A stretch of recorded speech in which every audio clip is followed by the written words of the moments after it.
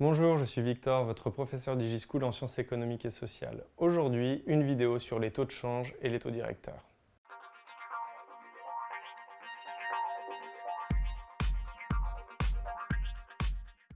Aujourd'hui, du coup, on va s'intéresser aux taux de change et aux taux directeurs. On va le faire relativement rapidement. Pourquoi? Parce que c'est pas nécessaire de forcément comprendre tout ça. Toutefois, les taux de change influencent-ils les taux directeurs? Très simple, vous voyez du coup deux notions, BCE, Fed, Banque Centrale Européenne, j'en ai déjà parlé un certain nombre de fois. La Fed, c'est tout bête, c'est la Banque Centrale mais américaine. Et le terme de création monétaire. Alors, les taux de change influencent-ils les taux directeurs? Tout d'abord, qu'est-ce qu'un taux directeur? Ça se trouve, des fois, vous avez déjà entendu parler de ce qu'on va appeler un taux d'intérêt. Imaginez la situation. Par exemple, du coup, la personne en face de moi, là, la personne qui tient la caméra, elle contracte un prêt vis-à-vis de moi. C'est-à-dire qu'elle me dit, ah bah tiens, est-ce que tu as 10 euros pour que je puisse manger à midi? Je lui dis oui, ça marche, je te prête 10 euros. Ça se trouve, il n'y a pas de taux d'intérêt. Voilà, je lui prête 10 euros, elle me rendra 10 euros, ça fonctionne, taux d'intérêt zéro. Mais imaginez la situation où je me dis, bah ouais, je veux bien te prêter 10 euros, par contre, tu me rendras 10 euros plus 10% d'intérêt. Donc tu me rendras 10 euros plus 1 euro. Ça va être un taux d'intérêt. D'accord? Donc après, libre à elle d'accepter ou non. Dans ce cas, elle a un prêt vis-à-vis de moi. Donc l'idée, c'est que du coup, finalement, les taux directeurs, c'est les prêts, mais de banque à banque. Donc la Banque Centrale Européenne, finalement, elle fixe le taux d'intérêt, donc ce qu'on appelle le taux directeur, mais vis-à-vis des autres banques. Exemple, la Caisse d'épargne ou LCL ou alors, je ne sais pas, la Banque Populaire ont besoin de liquidité. Demain, je ne sais pas, il leur manque 2 milliards d'euros. Elles peuvent emprunter cet argent-là à la Banque Centrale Européenne. La Banque Centrale Européenne, elle peut décider de leur prêter cet argent. Pourquoi? En fonction des taux directeurs. C'est-à-dire qu'elle va dire, bah voilà, les taux directeurs sont à 6%, donc je vous prête 2000 milliards d'euros, mais à 6%. Donc plus les taux directeurs sont élevés, plus les emprunts de la part des autres banques vont être faibles. Et plus les taux directeurs vont baisser, et plus les banques vont avoir au contraire tendance à faire appel à la BCE pour pouvoir générer des liquidités, pour pouvoir trouver des liquidités. Je m'explique mieux. Création monétaire.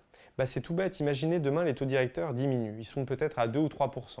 Donc la caisse d'épargne va peut-être se dire, ah bah voilà, les taux directeurs sont bas, donc dans ce cas, qu'est-ce que je vais faire? Je vais aller emprunter 500-600 millions d'euros à la Banque Centrale Européenne. La Banque Centrale, vous avez vu normalement première que dans une de ses fonctions, elle est notamment créatrice et émettrice de monnaie.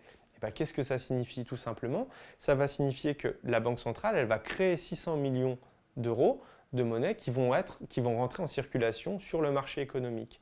Et comme vous avez vu la plupart du temps que ce qui crée la valeur d'un produit, c'est sa rareté, et imaginez du coup s'il y a une forte création monétaire parce que les taux directeurs ont diminué, qu'est-ce que ça va faire du coup sur les taux de change? Ça risque de diminuer la valeur de la monnaie en circulation. Pourquoi? Parce qu'une très forte création monétaire, ça va donc entraîner une abondance de monnaie en circulation économique, sur le circuit économique, et donc ça risque de diminuer le niveau de change de la monnaie. Par contre, dans le même temps, si du coup vous êtes la BCE, elle veut conserver ce qu'on appelle un euro fort, d'accord? Un euro, donc du coup un taux de change plus fort que le dollar, par exemple. Et qu'est-ce qu'elle va avoir tendance à faire? Elle va peut-être pouvoir augmenter les taux directeurs pour pouvoir éviter un certain nombre de prêts de la part des autres banques. Mais en situation de crise, en situation de faillite bancaire, la plupart du temps, vous allez observer peut-être une baisse des diminutions des taux directeurs. Alors, pour retenir, de façon claire et nette, s'il y a une baisse des taux directeurs, il y a donc un risque du coup de dévaluation monétaire. Pourquoi? Parce qu'il y aura une augmentation de la création monétaire. Dévaluation monétaire, c'est-à-dire que du coup, l'euro, par exemple, va perdre en valeur. S'il y a une augmentation des taux directeurs, il se peut du coup que l'euro conserve une valeur très forte par rapport à la monnaie de référence internationale qui est le dollar.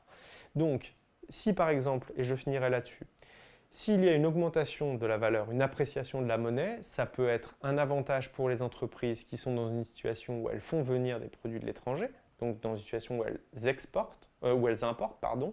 Par contre, s'il y a une baisse de la monnaie, ça se peut que du coup, ça soit une situation intéressante pour les entreprises qui sont en situation d'exportation, qui vendent leurs produits à l'étranger, parce qu'elles sont plus compétitives. Voilà. Je vous remercie d'avoir suivi cette vidéo. N'hésitez pas à vous abonner sur notre chaîne YouTube et à laisser différents commentaires. Je vous souhaite une bonne journée. À bientôt sur DigiSchool.